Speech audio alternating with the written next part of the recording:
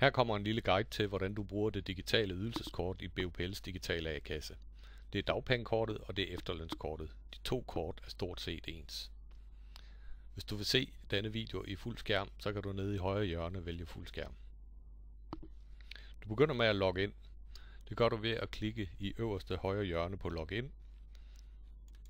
Og når du har klikket der, så kommer der et vindue, hvor du kan logge ind med NemID og PIN-kode. Hvis du logger ind med NemID, skal du bruge det samme nøglekort, som du bruger til at logge ind på Netbank eller Borger.dk. Det er fanebladet her i midten. Her. Hvis du bruger PIN-kode, skal du bruge den PIN-kode, du allerede har fået fra BUPL eller fra BUPLA. Når du er logget ind i den digitale A-kasse, kommer der en menu ude til venstre, hvor du kan se, hvad du kan gøre i den digitale A-kasse.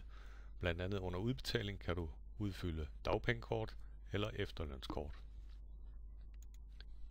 Ydelseskortet skal udfyldes den næstsidste søndag i måneden, hvor du fortæller os, om du har haft arbejde, holdt ferie eller været syg, eller om der er sket andre ting, som vi skal tage hensyn til, før vi beregner og udbetaler dine ydelser, dagpenge eller efterløn. Når du er logget ind ved hjælp af NemID eller PIN-kode, kommer et vindue, hvor vi lige beder dig om at tjekke, om vi har dit mobiltelefonnummer eller din mailadresse i feltet her. Hvis vi har det, er det nemlig nemt for dig at bestille en ny PIN-kode, som er et rigtig godt alternativ til at logge ind med NemID, for eksempel når NemID ikke virker. Når du har udfyldt felterne eller tjekket de oplysninger, der står i forvejen, trykker du OK, og så kommer du ind på en oversigt over dine ydelseskort. På ikonet øverst til højre, der kan du se, der ligger et ydelseskort, som er klar til at blive udfyldt, og du kan se, hvilken periode ydelseskortet dækker. Hvis der ikke ligger et tilgængeligt ydelseskort, så kan det skyldes, at vi ikke er færdige med at behandle din ledighedserklæring. Ledighedserklæringen er din ansøgning om ydelser, som du skal indsende, når du bliver ledig. Når ledighedserklæringen er færdigbehandlet, får du besked, og så vil der blive frigivet et ydelseskort til dig i den digitale A-kasse. Rigtig mange kan udfylde ydelseskortet meget hurtigt, fordi de ikke har haft arbejde i ydelsesperioden, og der heller ikke er sket andre ting, som har betydning for udbetaling af ydelserne. Derfor så starter vi med at stille 3 enkle spørgsmål, når du klikker dig ind på et ydelseskort. Har du i perioden haft arbejde eller indtægter, holdt ferie, været syg, eller har der været andre aktiviteter, der kan begrænse din ret til arbejdsløshedsydelser eller efterløn? Har du ikke det, så kan du svare nej her.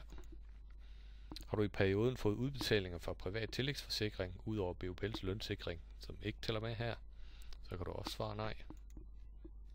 Og har du i perioden haft indtægter ud over lønarbejde, for eksempel arbejde som lønarbejde og arbejde som selvstændig, for eksempel fast pension, løn under uddannelse, bestyrelseshonorar og borgerligt ombud. Og hvis du kan svare nej her, så kan du trykke OK her og gå videre til næste. På næste vindue, der kan du se, hvilke oplysninger du er ved at sende til os. Læs teksten. Hvis du kan bekræfte oplysningerne, så kan du trykke godkend og gem.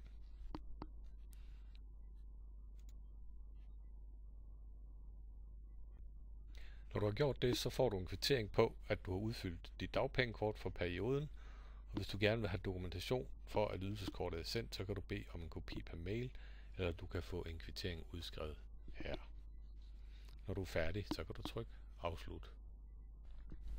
Hvis du svarer ja til et af de 3 spørgsmål, der bliver stillet her, om du har haft arbejde, fået fra tillægsforsikring eller haft andre indtægter end arbejde og selvstændig virksomhed, lad os sige, du har haft arbejde, eller der er sket andre ting, svar lige nej her.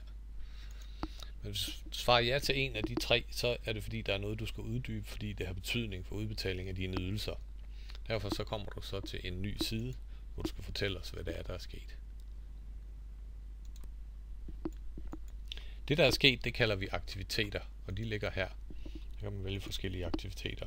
Og dem skal du skrive ind på dit ydelseskort på de dage, som det handler om. I det blå felt i bunden af siden, der kan du læse lidt mere om, hvad det er for nogle aktiviteter, vi har brug for at vide noget mere om. I det store skema her, der kan du se alle dagene i ydelsesperioden. Der er som regel 4 hele uger, og en sjælden gang imellem, så er der 5. Når du skal udfylde dit ydelseskort, så skal du begynde med at vælge aktiviteter. Og vi starter lige med en nem en. Det er sygdom. Her. I det store skema, nu har du valgt sygdom, og i det store skema, der skal du så vælge, hvad det er for nogle dage, du har været syg. Du skal oplyse, at du for eksempel har været syg her, eller her, eller her. Du kan også vælge en hel uge, og du kan slette den igen. Lad os sige, at du har været syg i hele uge 40. Der sker ikke noget ved at klikke lidt frem og tilbage, indtil du har valgt de rigtige dage. Det er først, når du trykker tilføj på den her knap, at den her aktivitet, som jo er sygdom, den ryger ind på dit dagpengekort. Men lad os sige, at du har været syg i hele uge 40 minus fredag her. Hvis du er heltidsforsikret, så har du jo så været syg i 7 timer og 24 minutter. Det trykker du her, og så trykker du tilføj. Hvis du har trykket forkert, så kan du rette det igen. Det står der lidt om her, og det vender vi tilbage til. Men du kan se her, nu står der så, at du har været syg i de her 4 dage i uge 40. Og de er nu lagt ind på dit dagpengekort, som du er i gang med at udfylde. Lad os lige prøve en mere. Lad os sige, at du har haft arbejde, og så skal du have registreret det på dit dagpengekort, og lad os sige, at du har haft 2 forskellige arbejdsforhold, det ene på fuld tid og et på deltid. Så skal de registreres hver for sig. Her er et, der hedder 7 timer og 24 minutter svarende til fuld tid. Og lad os så sige, det har været i uge 41, og så lige den mandag her. Så skal du vælge arbejdsgiver her. Og måske ligger der nogle arbejdsgiver i forvejen, som du kan bruge, hvis der ikke gør det. Så skal du oprette en ny arbejdsgiver, og lad os så sige, den hedder Mælkebøtten, og den ligger Annebyvej 34, og må ikke der er sådan en på Amager her, og telefonnummer, sådan der, og så arbejdsart, lad os så sige, at du har været vikar, og kategori her, det er så løst ansat. Det er vikar uden opsigelsesvarsel i tidsbestemt periode. Og så vil vi gerne have perioden nu, det her testkort. Så det med datorerne. Dem skal jeg lige klikke lidt efter. Og vi vil gerne have et slutdato.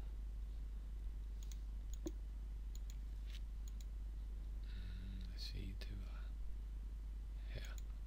Sådan der. Tilføj.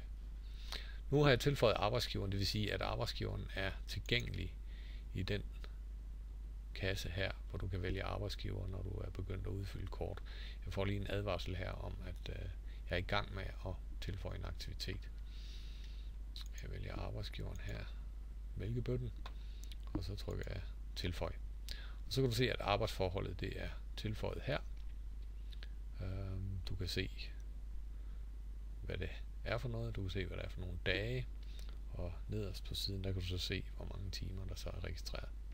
Lad os så sige, at du har haft et arbejdsforhold mere sådan på deltid. Lad os sige, at det var 4 timer. Det er stadigvæk arbejde. Og lad os sige, at det var, du havde faktisk lige der, torsdag og fredag. Der havde du 4 timer, og det var så igen hos en ny arbejdsgiver, som ikke ligger der. Pytten, og den ligger Vestergade 6 i, lad os sige, det er på Østerbro, og telefonnummeret er her, og vi skriver til kalde vikar, og det er jo så løst ansat uden opsigelsesvarsel, og der vil vi bare gerne have et starttidspunkt, der behøver vi ikke et sluttidspunkt. Og jeg vælger lige en dato her. Så tilføjer jeg den, og så kan du se, så ligger der en arbejdsgiver mere her. Og jeg får igen at vide, at jeg er i gang med at udfylde det her op, ja.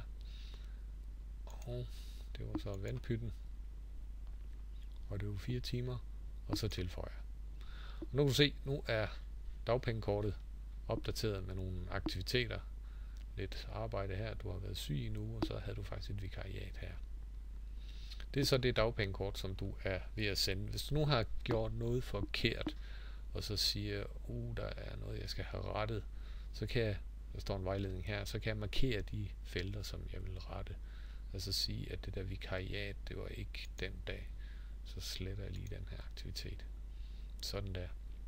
Nu er det redigeret, og så er jeg så klar til at sende det ved at trykke på næste. Det var så det skærmbillede, du fik ved at trykke på næste nede i bunden på forrige side. Og her, der kan du så se den samlede oversigt over de oplysninger, som du er ved at sende videre til os. Du kan se, hvor mange timer der er, og du kan se, hvad der er sket i de 4 uger, det handler om, og du kan se arbejdsgiverne, der er oprettet. Og til sidst, der erklærer du så, at de her oplysninger, de er korrekte.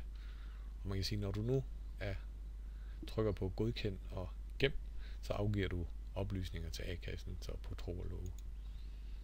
Når du har gjort det, så får du igen en kvittering, hvor du kan igen bede om at få tilsendt en e-mail-kopi, eller du kan få det udskrevet med det samme. Eller du kan trykke på afslut. Og så kan du så se tilbage på din oversigt over ydelseskort, at nu er der ikke længere ydelseskort her, der skal udfyldes. Tak fordi du kiggede med. På A-kassens hjemmeside på bupl.dk/a-kassen, der kan du læse mere om ledighed, efterløn og andre ting, du kan have brug for at vide noget om.